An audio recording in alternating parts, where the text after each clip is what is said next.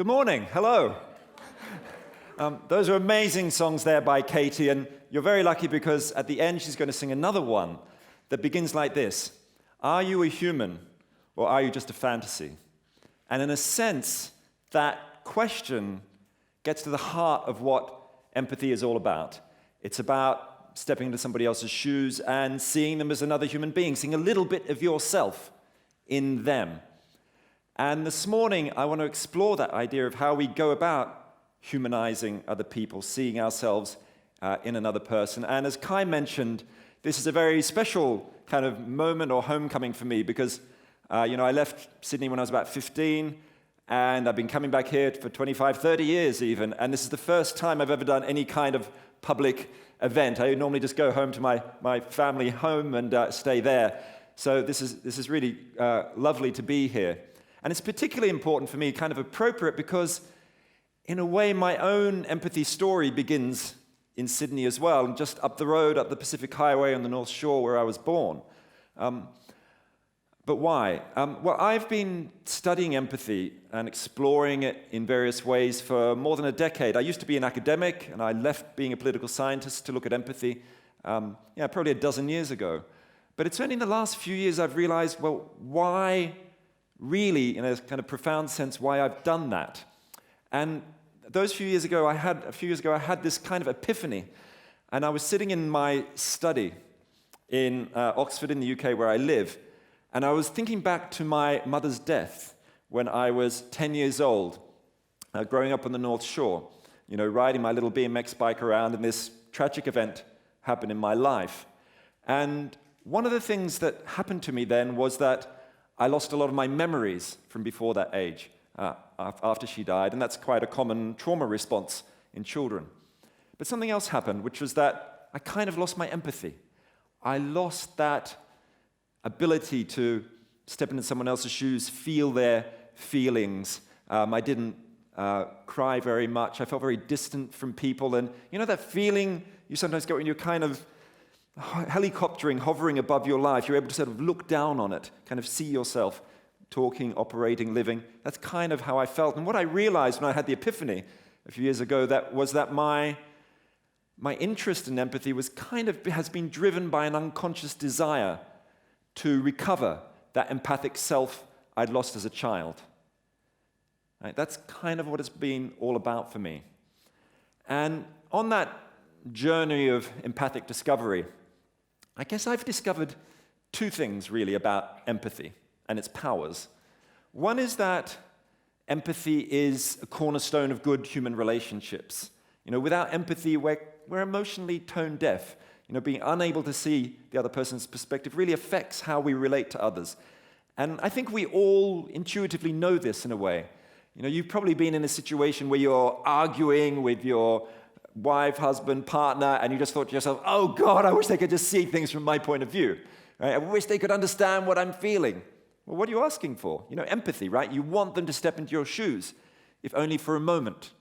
So we know that empathy matters for personal relationships, but I also believe that it can be scaled up, and that it can create social change, that it can create a kind of revolution, and not one of those old-fashioned revolutions based on new laws or new institutions or new public policies, but something different, which is a revolution of human relationships.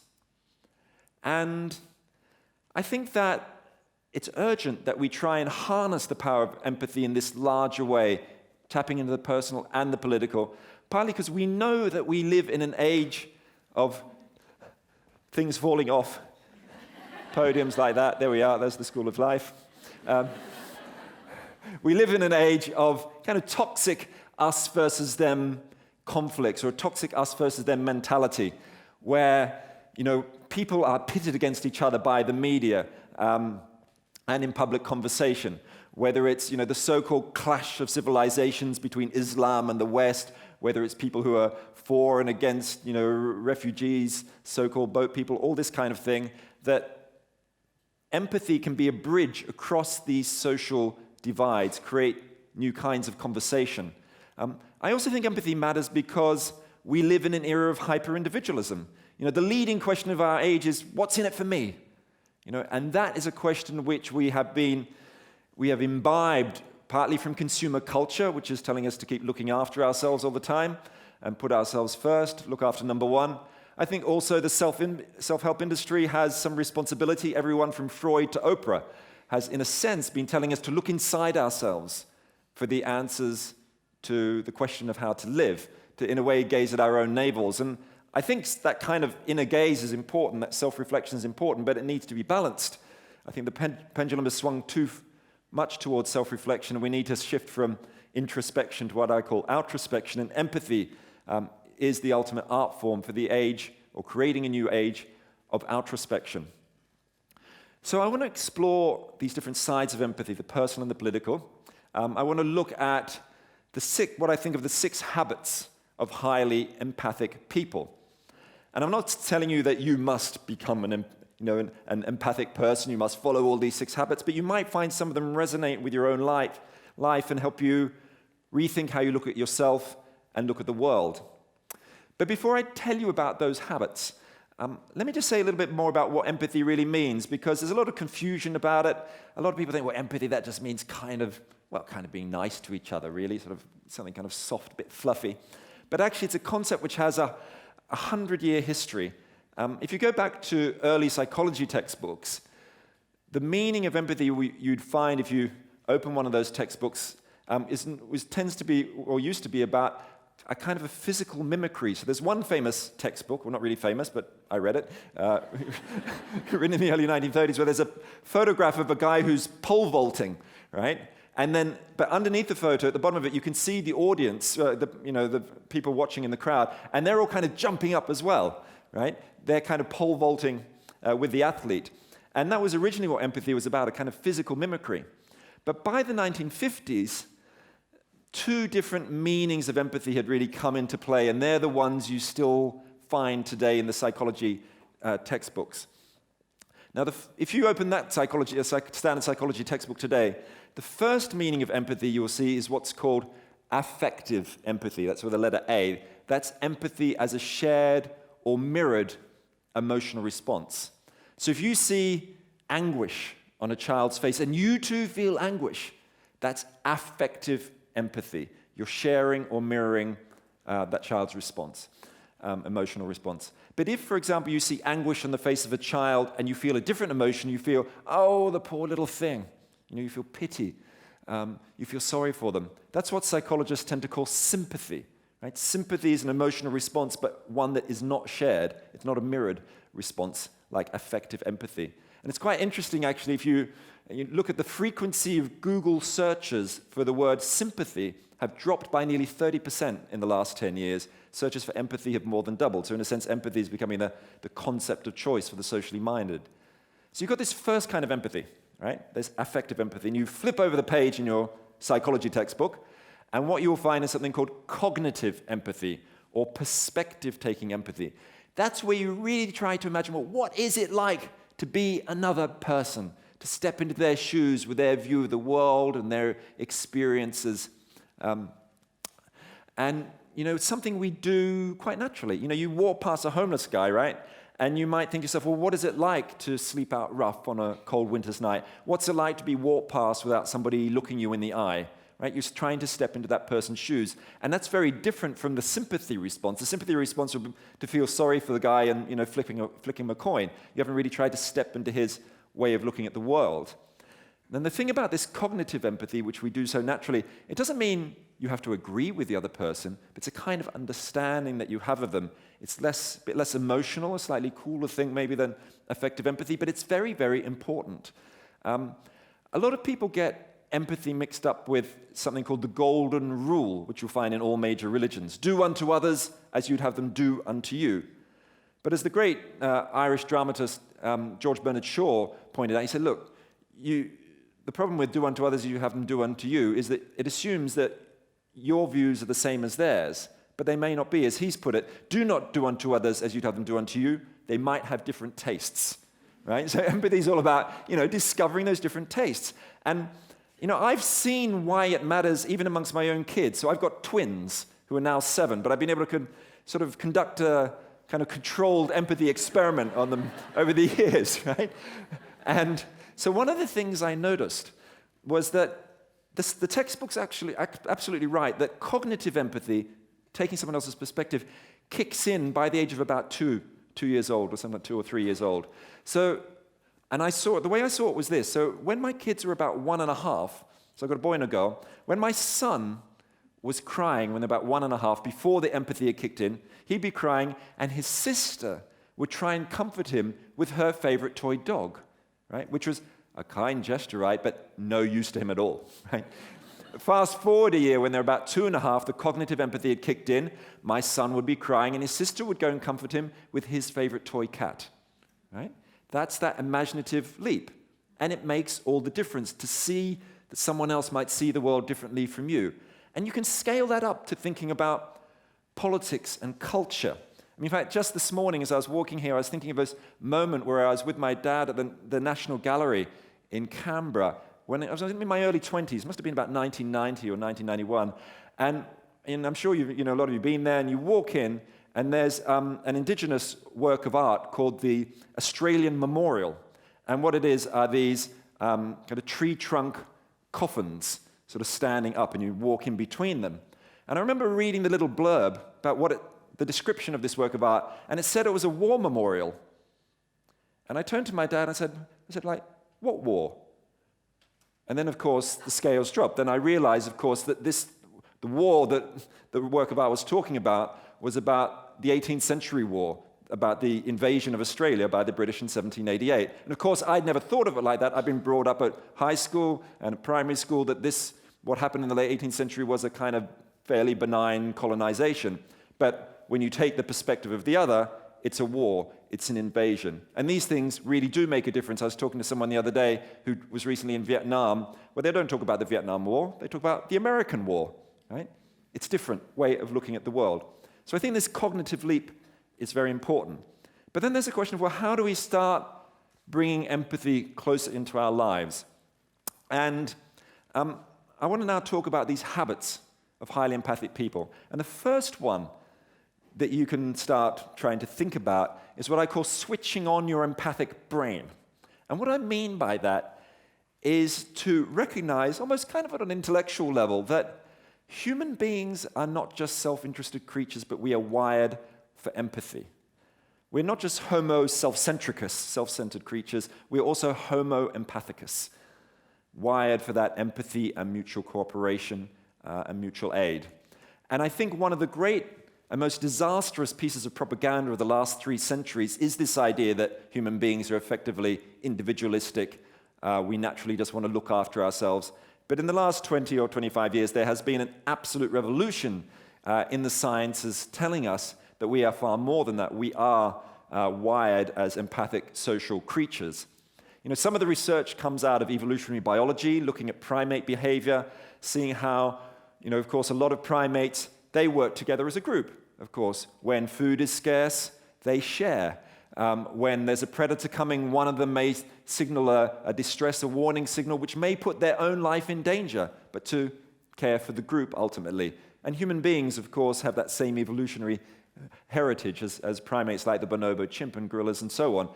This social side of us, this empathic side, is deep within us. There's also been a lot of research in neuroscience telling us that we have empathic brains. In the early 90s, a lot of the discussion was about something you may have heard of called mirror neurons. And these are mirror neurons that light up not just when you feel pain, but when you see somebody else in pain, the same bits of your brain light up. The original experiments were on a certain kind of monkey and the first experiments were the researchers realized just by accident, actually, that when a monkey picked up a nut and a certain bit of the brain lit up, when the monkey saw one of the researchers snuffle up some of those peanuts for themselves, the same part of the monkey's brain lit up as well. The problem was, of course, that not necessarily of course, but the problem was that the monkeys that they discovered these mirror neurons on had not a shred of empathy. Actually, they were actually quite an aggressive species. So over the years, the idea that mirror neurons explained all of empathy is not totally out the window, but it's only part of the story. It is part of how we feel what other people feel. If you see fear on someone else's face, that same bit of your neurological pathways will light up as if you're experiencing that fear too. But the general consensus now is that we have a kind of 10-section empathy circuit in our brains, and so if you get part of it injured in a car accident or something like that, you might lose your ability to recognize fear or other emotions on someone else's face. So this is all deeply within us. Now, it's not always in us to exactly the same extent. In general, the scientists tell us that about 50% of our empathy is inherited, it's in our DNA. In general, on measures of affective empathy, that mirroring, women tend to be a little bit more empathic than men on average, but it's a kind of a bell curve, so there's some people who are very empathic, some unempathic. On cognitive empathy, it's pretty similar. I mean, I happen to think that the gender differences are not so important as the real question is, well, what are you going to do with what you've got? You know, whether you're a man or whether you're a woman. So there are these measures of empathy out there. They're not that great. They're based on survey evidence often. But what we've learned is that although empathy is wired into us, although you develop naturally as a child, you can get better at empathizing. You can learn to do it, like riding a bike or driving a car. Now, the best way to learn empathy is when you're a child. And let me just tell you about the world's best empathy teaching program. It's actually been piloted in Australia, but it started in Canada. And it's called Roots of Empathy. And over 750,000 children around the world have done it. It's in Britain and New Zealand and other places. And the way it works is that a class of primary school kids adopts a baby for the year, right? A real live baby comes into the classroom with a parent, I admit, and they roll out this great green carpet, and they plonk the baby in the middle, and then the kids sit around the baby, and they start talking about the baby. Why is she crying? Why is she laughing? What's she thinking or feeling? They're trying to step into the baby's shoes, empathize. And they use that as a jumping off point for then talking about, well, what's it like to be a kid bullied in the playground? What's it like to be a family living on the streets of Jakarta? And in fact, I went to visit it in Toronto not long ago, and in a really kind of rough inner city school. And what was amazing was how the really kind of tough, disruptive kids became pussycats once a baby was in the room. In fact, the way the classes start is the parent holds up the baby, and all the kids sing a song to the baby, and the parent goes in front of each child, and the kids rub the baby's toes, right? But the really tough, disruptive kids, they just sort of go all quiet. You know, it's really quite amazing. And this program not only increases affective and cognitive empathy, but it also increases cooperation in the schoolyard, reduces bullying, and even increases general academic attainment in maths and English and other subjects. So to me, it's a no-brainer that it should be taught. Empathy as a school subject should be at the core of the curriculum alongside history and maths and other things like that. So we can learn empathy, but you might be thinking to yourself, well, I haven't been able to go to those Roots of Empathy classes. What about me? Is it too late? It's not too late, because as well as switching on your empathic brain and learning about this stuff, there's a second way to cultivate empathy, which I think of as making the imaginative leap. And let me tell you about that. One of the extraordinary things about human beings is that just by imagining yourself in someone else's position changes our behavior. It tends to induce or encourage pro-social behavior. So there's a very famous study. This one really is famous, unlike that textbook I mentioned earlier, which is not famous. So there's a famous study by a guy called Dan Batson, one of the world experts on cognitive empathy. And what he did is he got two groups of people to listen to the same radio recording of a woman in distress because her parents had just been killed in a car accident. And he told the first group of people to just listen to the objective facts in the recording, in this radio report, just listen to the objective facts. And he told the second group, imagine yourself as that woman, an empathy, perspective-taking instruction. Imagine that you were her. And lo and behold, after listening to the recording, it was the second group who'd done the empathy, looking at it through the perspective of empathy, were much more likely to give time or money to help that woman, and actually her young brother as well, to get through their struggles. And he repeated the experiment, and even taking into account of differences of gender, religion, social and economic background, no matter what those differences are, the power of just stepping into someone else's shoes overcame all those differences. It's more powerful than all those things and induces that pro-social or helping behavior. So just making the imaginative leap really makes a difference. And someone who, in a way, encapsulated that scientific finding, but 50 years earlier, was Mahatma Gandhi. And just before he was assassinated, Gandhi said something that's now called Gandhi's Talisman, a kind of a moral kind of rule of thumb. He said this. He said, "Whenever you are in doubt, or when the self is too much with you, apply the following test.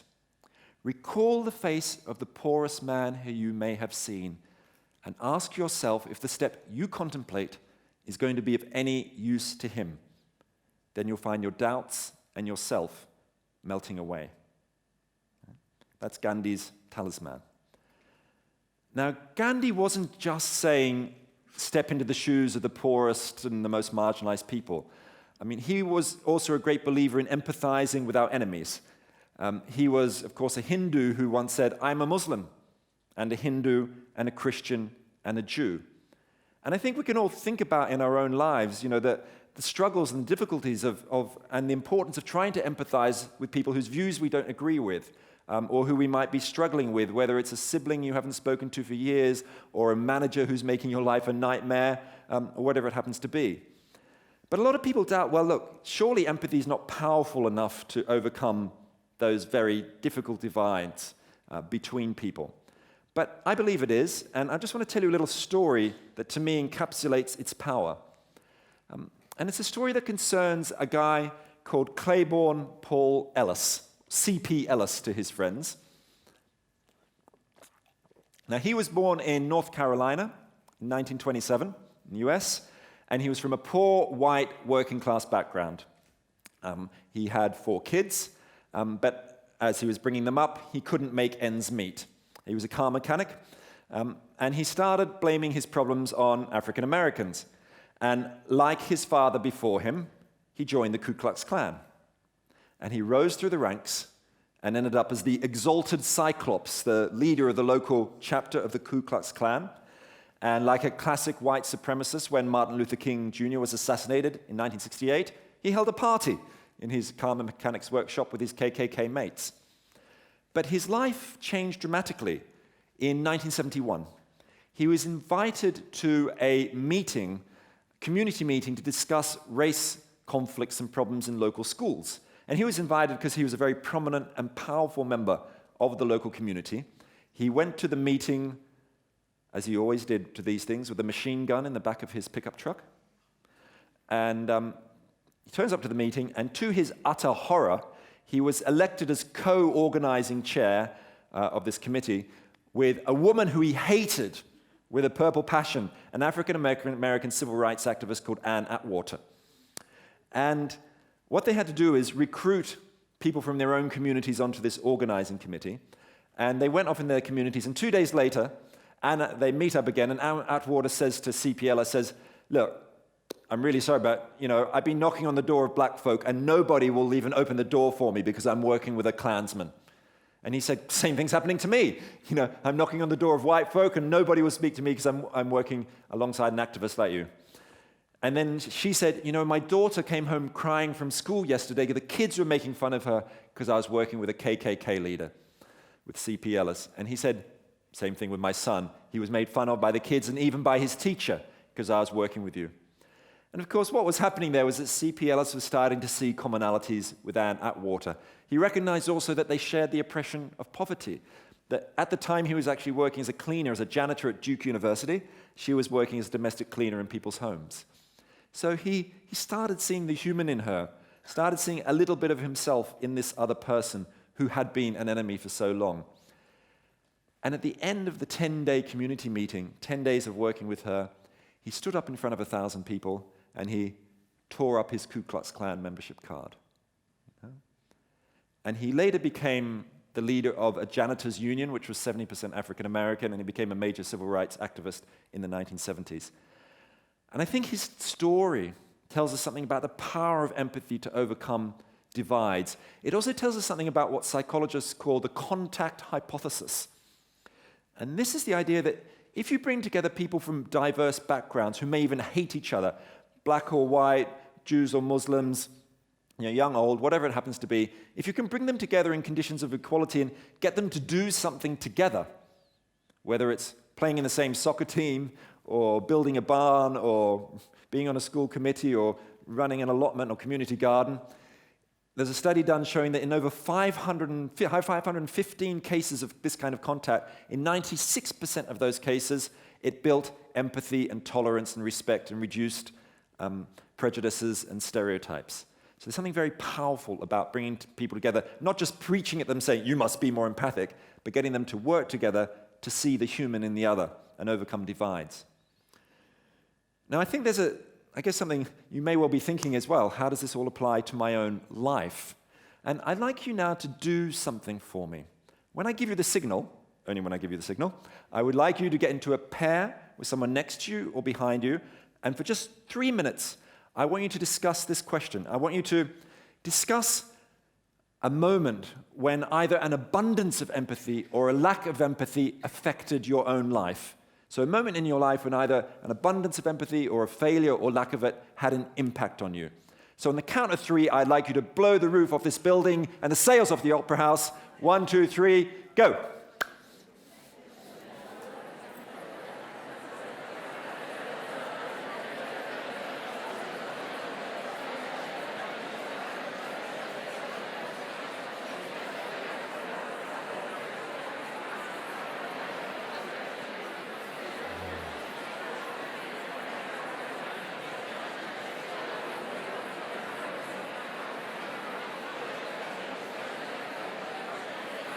Okay, can you bring your conversations to a close? You're obedient, probably too obedient. Sorry to very unempathically crash into those conversations that you're having. Maybe you can finish them again in the foyer. Now, what you were doing there, of course, was practicing the third habit of empathy, which is about practicing the craft of conversation. And let me just tell you a little bit about that. I think, as I was saying at the beginning, we all know what it's like to not feel listened to not feel that our voices are being heard, and we know that matters in relationship. I mean, what's the number one cause of divorce in the Western world? My partner doesn't listen to me, right? I mean, it really is. That's what about 50% of people say is that the main reason for their divorce. Their partner is not listening to them. And I think that raises a question then of how do we bring empathy into the conversations we have in our everyday lives? Because yes, you can make that imaginative leap into someone else's mind, but what else can you do? I think conversation is very important. Now, the world's great expert on what's called empathic listening is a guy called Marshall Rosenberg. He invented something called nonviolent communication. Just put up your hand if you've ever done a nonviolent communication course. So about maybe 20 people or something like that. One of the things that Rosenberg says, look, if you want to practice empathy especially empathic listening in a relationship or in any kind of context, whenever there's tension, when people are arguing, there's something very simple you can do. Well, in fact, 2 things. He says the first thing you've got to do is, 1, focus on the other person's feelings, and the second thing is focus on the other person's needs. And the idea is what you need to try and do is give that person an opportunity to express what their feelings and needs are. Even ask them explicitly what their feelings and needs are. And going beyond that, he says, well, another really important thing to do is try and reflect back to the person what they've just said so that they understand that you understand them. And that's just something I did with my kids as they were growing up in my own way. So when my daughter was about 3 or 4, if she was having a tantrum or something, I might say to her, look, are you crying because I'm not taking you to the park right now? I was trying to sort of articulate her feelings and needs. And even if I was completely wrong about the reason, it calmed her down, because then she would say, yeah, yes I am, or no I'm not, or there might be something else. Because, of course, we can't always agree with each other, but in the end, everybody just wants to feel listened to on some fundamental level. And I think we can bring that into our everyday lives, that kind of empathic listening. You can do it in the workplace too. I mean, there's a great statistic that Rosenberg mentions. He says, look, in workplace disputes between employers and employees, if both sides agree beforehand to literally just repeat what the other side said before they start speaking themselves, you reach conflict resolution 50% faster, right? Now, that idea of just repeating is a bit mechanical, I think, for most people, but you can find your own way to reflect back, and it really makes a difference. And so I think we can practice this empathic listening kind of in the kitchen, But I also believe it's very important to take it out onto the streets. And I'm a great advocate of the idea of promoting conversational empathy via conversations with strangers, but by having curiosity about strangers. A lot of people think, well, empathy, it's all about morality and ethics and so on. Well, I think in many ways it's best when it's driven by curiosity. Curiosity about people other than you, because we all walk past people and misjudge them, don't we? We judge them by what they look like and what they sound like. And if you look back on your own life, there are probably moments where you were completely wrong about someone. I mean, as I have been so many times. And I remember a moment, which was a really important moment for me some years ago, where I was walking down the street where I live in Oxford in the UK, and there was this homeless guy I'd walked past for years. And I never took much notice of him. I never thought we'd have much in common. He used to kind of mutter crazily to himself and wear no shoes in the snow and wore about 7 jackets at the same time. But one day I did stop to talk to him. And I asked him his name. His name was Alan Human. In fact, his name originally was Alan Lewis, but he said, he wanted to be connected with all of humanity, so he changed his surname to Alan Human. He told me he was a paranoid schizophrenic with a history of violence. He'd been institutionalized 17 times under the Mental Health Act. And he said in his own words, I'm a nutter. But I also discovered that he had a philosophy degree from Oxford University. And we developed a friendship based on our mutual interest in Aristotle, Nietzsche, and pepperoni pizza. And of course, what that was about for me was recognizing that I had as much prejudices as anybody else, even though I was a so-called empathy expert even at that time. I brought my own assumptions and prejudices to the table. So I think curiosity about strangers is really an important way of getting beyond that. I've recently been, as Kai mentioned, the Empathy Museum I've been involved in. We ran an event at the Perth Writers' Festival a couple of weekends ago, and what we did was something about creating conversations with strangers, which was a human library. And you go along, and instead of borrowing a book, you borrow a person for conversation. And you could borrow a Sudanese singer, a quadriplegic guy, someone who had an arm bitten off by a shark in a shark attack. I mean, all sorts of different people. And it was all about challenging prejudices and stereotypes.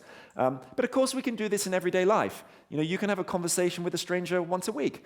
Talk to, the guy with huge tattoos down his arms who works in the library that you go to. Talk to your Afghani neighbor who you don't normally speak to very much, and get beyond superficial talk about the weather and talk about the stuff that matters in life, like love and death and politics and religion, whatever it happens to be.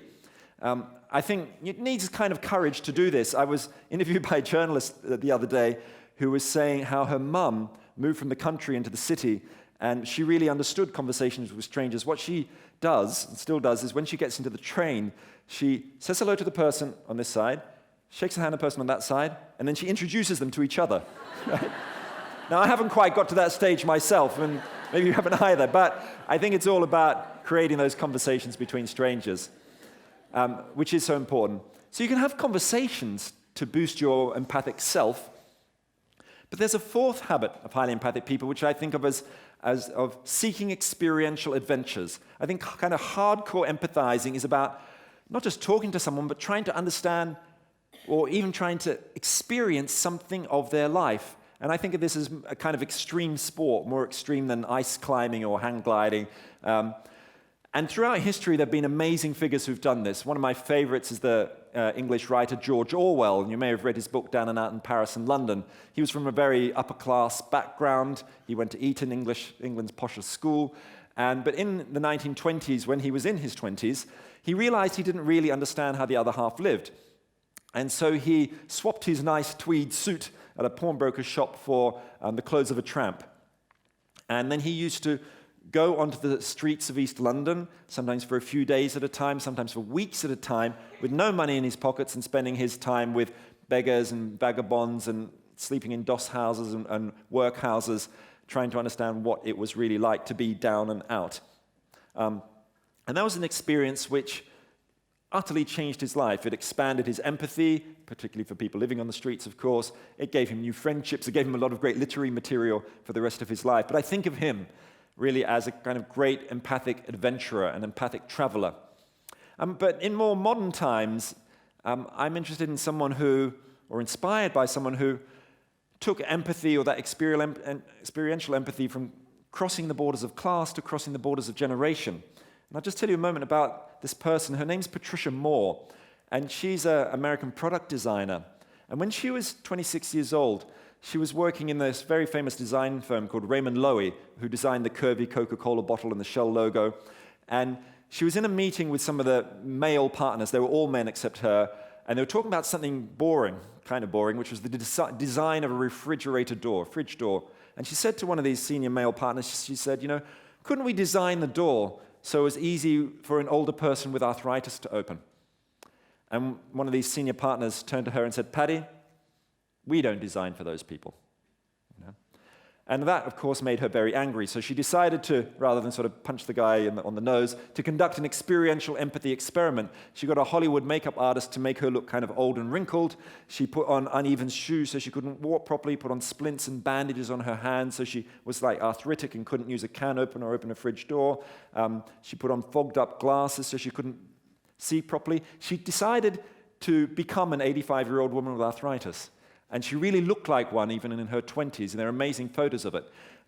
And what she then did, she visited over 100 US cities, finding out what it was like to be an 85-year-old woman, how people treated her, what it was like to walk up and down subway stairs, open department store doors. And she eventually, at the end of this experiment, this huge immersion, came up with some really important ideas. One is the idea of universal design, so the idea that anything, like a bottle or a cup or whatever, should be able to be picked up by a 5-year-old or an 85-year-old in a non-discriminatory way. But she also invented things which you've probably got in your kitchen. So if you open your kitchen drawer, you might have one of those thick rubber-handled can openers or potato peelers. That's her invention. Right? It's called the OXO Good Grip. Tens of millions of those have been sold around the world. It's for people with arthritis and allows people, of course, to live independently and operate by themselves. I think her example, to me, says that empathy is actually a form of creativity and innovation, as well as a way of, creating social connection. And one of the best ways to get empathy into your life is through experience. Of course, it's hard, you're not going to leave here today and dress up as an 85-year-old, but you might think to yourself, how can I conduct experiential empathy in my life? I mean, there's something which I think is in Australia, it's certainly in the UK, something called Live Below the Line, where you spend 5 days raising money for charity by living on a couple of dollars a day, like 1.25 billion people do, as a way of, in a way, not exactly experiencing their lives, the lives of those and the poorest people in the world, but having a touch of it. Or you could do what I think of as a God swap rather than a wealth swap, like Nelson Mandela did when he was in prison on Robben Island. He was brought up as a Methodist, but went to the services of every single different religion. And these are the kinds of experiences which I think can change us. And we can try and bring into our lives. So we've got these 4 habits of empathy so far. It's switching on your empathic brain, making the imaginative leap, practicing the craft of conversation, experiential empathy, and you might be thinking like, God, this is just a bit difficult, isn't it? Isn't there an easier way? And there is an easier way, which is the 5th habit of empathy, which I think of as armchair empathy, traveling in your armchair. And what I mean by that is that just by reading books, watching films, theater, art, all of these realms are ways of catapulting us into somebody else's life, somebody else's mindset. And we all know this. In fact, this kind of armchair empathy goes back to the ancient Greeks. I mean, here we are on a theater stage, right? Well, 2,000 years ago, the Greek playwright Aeschylus wrote a play called The Persians. And he wrote it just a few years after the Greeks had smashed the Persians in a famous battle. But instead of writing a play from the Greek perspective and gloating over their great victory, he wrote it from the perspective of those who had lost, from the Persian perspective. It was a radical move in the history of empathy. It was about the suffering, partly, of the wives and the children of Persian soldiers who'd been killed. It obviously has resonances with Afghanistan and the Middle East today. It was a key moment in the history of armchair empathy. And we all know we can watch books or films which try and do the same thing. I mean, you watch the film or read the book of To Kill a Mockingbird. Well, what's the central line of that? The central line is this: you never really understand another person until you step inside of his skin and walk around in it for a while. And so empathy, I think, can catapult us. And I recently started an empathy website called the Empathy Library. And it's full of reviews and books all about stepping into other people's shoes. And although I'm slightly running out of time, I'm going to get you to do something. I'd just like you to turn to the person next to you and just spend 1 minute telling them a book or a film that you would put into the empathy library, which is about stepping into somebody else's shoes. A book or a film. So on the count of 3, 1, 2, 3, go.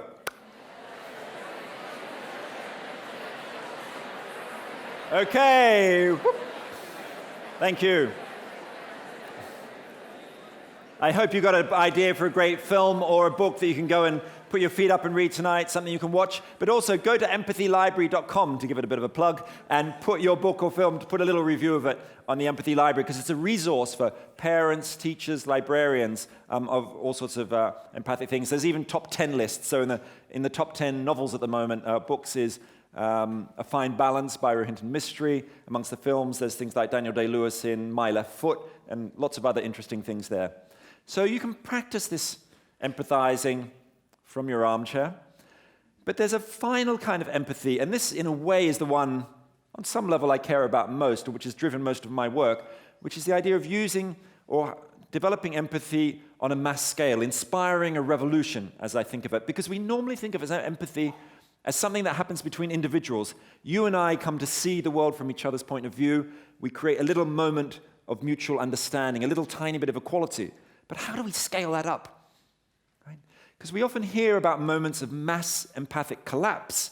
We always do. The Rwandan genocide, the Holocaust, colonialism in Latin America, the Crusades. But what about moments of mass empathic uprising? Well, I've been cataloging these for the last 10 years. And let me just tell you about one of them. And this one is about evacuation in Britain in the Second World War. So you may well didn't know that in 1939, with the Germans about to bomb Britain, or starting to bomb Britain, children were evacuated out of the major cities into rural areas mostly. And the government, instead of putting kids in camps, they put them in people's homes, in foster homes. And something very interesting happened then. This was the greatest meeting of strangers in British history, one of the greatest in world history. Over 1 million children were sent to live in other people's homes, nearly 2 million, some people say. And what basically happened was this, that you had these relatively poor kids from the urban slums step into the households of relatively well-off rural people. So suddenly, these more or less middle-class people were looking at these working-class kids who had lice and rickets, they had no shoes or underwear, they were malnourished, and there was a mass empathic outpouring for these kids. Suddenly, people had a taste of a sense of what life might be like in the realities of the urban slums of Britain. And there was a mass level of protest which came out of this. There were petitions and public protests, letters written to Parliament, all this kind of stuff. And right in the middle of the war, the government responded to this public pressure, to this mass empathic outpouring. Right when in the war, when they had massive resource constraints, they instigated the first great child welfare legislation in Britain in the 20th century, well, ever really.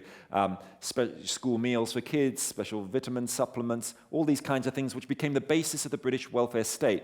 The historian A.J.P. Taylor said, isn't it an irony that the welfare state was brought to Britain by the Luftwaffe, But what that kind of example tells us is a general law of history, I think, which is this, that empathy opens the door of our moral concern, and then laws and rights and public policy come and wedge that door open.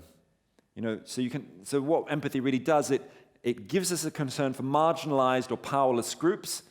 We expand our empathy, whether it's towards indigenous people or the rights of slaves in the 18th century, disabled people, gay rights. What has tended to happen in history is that you've had this empathic expansion, and then it has been wedged open by laws. In a way, I think of it as empathy and reason working hand in hand as a kind of democratic double act, like ball and socket, knife and fork, Fred and Ginger. Empathy and reason work best when they work together. And so I think we need to be promoting this kind of mass empathic examples. But of course, the British government never planned that empathic outpouring of evacuation. It was a kind of a fluke. But today, there are organizations around the world that are trying to create mass empathy. And let me just tell you about one of them. One of them is called the Parents' Circle and operates in Israel and Palestine. And what they do is they create grassroots peace-building projects. And one of my favorites is one called the Hallo Peace telephone line. And what they did is they put a free phone telephone number up on billboards around the country. And anybody could phone, any Israeli could phone this free phone number, and they were put through to a Palestinian stranger who they could talk to about anything at all for up to half an hour. And Palestinians could phone this number, and they were put through to Israelis. And in its first 5 years of operation, over 1 million calls were made on the Hello Peace phone line. Right? Now just imagine if we did that today in Australia, using not just telephone lines, but Skype and other technologies. Who would you really try to get talking to each other? Would it be climate change activists and climate change skeptics? Would it be people on different sides of the debate around refugees and asylum seekers? There's enormous potential for creating mass empathic conversations and empathy, which isn't yet being tapped into. And that's partly why I've been trying to get engaged in projects which create conversations in public culture about empathy, so this kind of thing becomes more normal. And Kai mentioned that Empathy Museum, which recently opened in Perth, and this is a project which has come out of my book on empathy. And you might be thinking to yourself, like, what the hell is an empathy museum? What would you find in there? Well, let me tell you, if you were walking down the main street in Perth, you would see a gigantic shoebox there. And on its side, it says, "A Mile in My Shoes," which is the name of one of our main exhibitions. And it's the world's first empathy shoe shop. Right? And you walk in, and one of the shoe shop assistants will fit you with a pair of shoes of your side belonging to a stranger. They could be the shoes of a corporate executive who left it to become a sex worker. They could be the shoes of a young Sri Lankan Tamil asylum seeker who's just come out of detention after 17 months. All sorts of different pairs of shoes that you can literally walk a mile in, and then you listen to an audio narrative of them talking about their life. And it's very simple, but it's very powerful. It takes that metaphor of walking a mile in someone else's shoes and turns it into a reality. And this is the kind of thing we're doing at the Empathy Museum. We're even planning an alternative shopping street next, where we'll be having not only an empathy shoe shop, but an empathy travel agency, even an empathy undertakers we're designing. And this is all ways of bringing empathy in new and playful ways, serious ways, into public culture and public conversation. So these are these habits of empathy. As I said, switching on your empathic brain, learning about the science of empathy, that imaginative leap, conversations, experience, the armchair, and then trying to do it on a mass scale. And it would be wonderful if when you walk out of here today, after you hear Katie Steele's final song, that you think to yourself, well, which of those habits could I try cultivating more in my own life? What could I do in the next 24 hours to practice empathy? Could it be having a conversation with a stranger on the train on the way home? How might you, in a way, switch on your empathic brain in unusual and adventurous ways? So I hope some of these habits sort of resonate with you. But let me leave you with a final thought, which is the importance of balancing introspection and outrospection, which I mentioned at the beginning. I think that Socrates famously said that the way to live a wise and good life is to know thyself. But the way we know ourselves is not only by looking inside, it's also by stepping outside. And there are such amazing opportunities for doing that can take our lives in new directions. I would love to see a world where we're having more conversations with strangers. I would love to see a world where there is empathy teaching in schools. I would love to see a world where we have a guerrilla movement which invades the business schools and shuts down the MBAs and replaces it with the MES, a Master of Empathy Studies. On the other hand, I also want a world where we abolish something that's now called empathy marketing, where companies like fast food companies try and step into the shoes of children in order to sell them more hamburgers and set them on a fast track to heart disease. That's not really empathy. That's cognitive, stepping into someone else's shoes without having any affective or emotional connection. So we've got to be a little bit careful with empathy, but we absolutely need to, I think, try and encourage it, try and spark it in our own lives, in our own communities. It makes sense, doesn't it? Look, we're social beings. Why should our social institutions not reflect our empathic selves? Why should schools be all about competition? When you step out of a school into the workplace, you're working together with other people. It just seems crazy to me. So I think there are enormous opportunities for creating this empathic revolution I've been talking about and shifting us from that old 18th century Enlightenment idea of I think, therefore I am, into a new relational era where we are led by a different idea, which is this: you are, therefore I am. Thank you.